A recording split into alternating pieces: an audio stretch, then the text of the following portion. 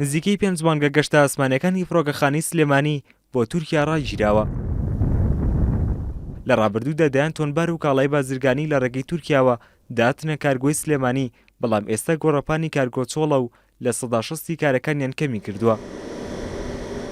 پێش بڕیارەکە مانگانە 35 فڕۆکەی بارهەڵگر لە تورکیاوە دەگەشتە کارگۆی سلێمانی، بەڵام ئێستا هیچ فڕۆکەیەک لە تورکیاوە نایەت. ئەمەش وای کردووە گەنجینەی کارگۆ لە سەدان تۆن شتومەکەوە بۆ چەند تۆنێکدا ببازێت.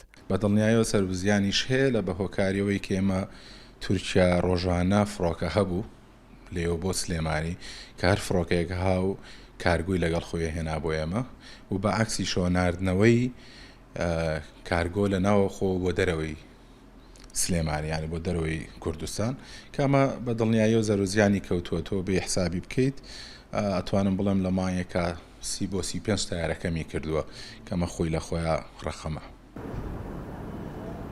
فڕۆکەخانەی نێودەوڵەتی سلێمانی یەکەمین فڕۆکەخانەیە لەسەر ئاستی هەرێم کە گوندی کارگۆی هەبێت، بەڵام بەهۆی کەمبوونەوەی شتومەکەکان ئێستا کارەکانیان وەک ڕابردوو نەماوە و زیانەکانی نزیک دەبێتەوە لە 10 ملیۆن دۆلار. هەرچەندە ڕاگررتنی گەشتە ئاسمانەکانی فڕۆکەخانەی سلێمانی بۆ تورکیا 6 مانگی تێنەپەڕاندووە، بەڵام کاریگەری گەوری لە سەرکەرتی بازرگانی دروست کردووە.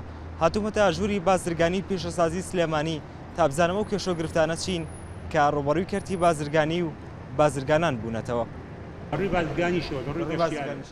ئێستا بازرگانان کاتێکی زیاتریان پێویستە دابچنە تورکیا و لەوێەوە کاڵای بازرگانی هاوردە بکەن. ئەمەش گرفتی بۆ بازرگانان دروست کردووە.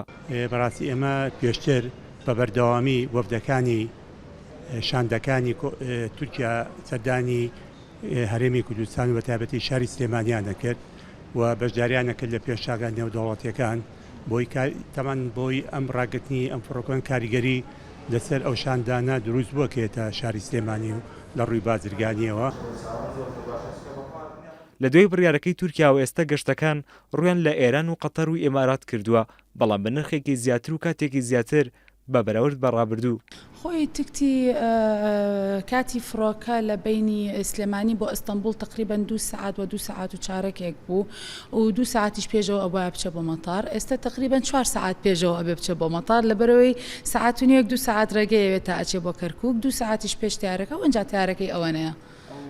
ئەنی ئێستا گەشتەکەیان تقریبان 8 ساعتێکی پێچێ لە جیاتەوەی جاران بە وەستانی مەتارەوانە 4 ساعتی پێچوو. دوای 90 ڕۆژ ڕاگررتنی گەشتەکان هەمووان خۆیان بۆ کردنەوەی گەشتە ئاسمانەکانی تورکیا و سلێمانی ئامادە کردبوو، بەڵام دوای قسەکردن لەگەڵ هێڵی فڕۆکەوانی تورکیا وەڵامەکان دڵخۆشکەر نەبوون و گەشتەکان هەر بە ڕایگیراوی مانەوە. بڕوابادین کورسات نیوز، سلێمانی.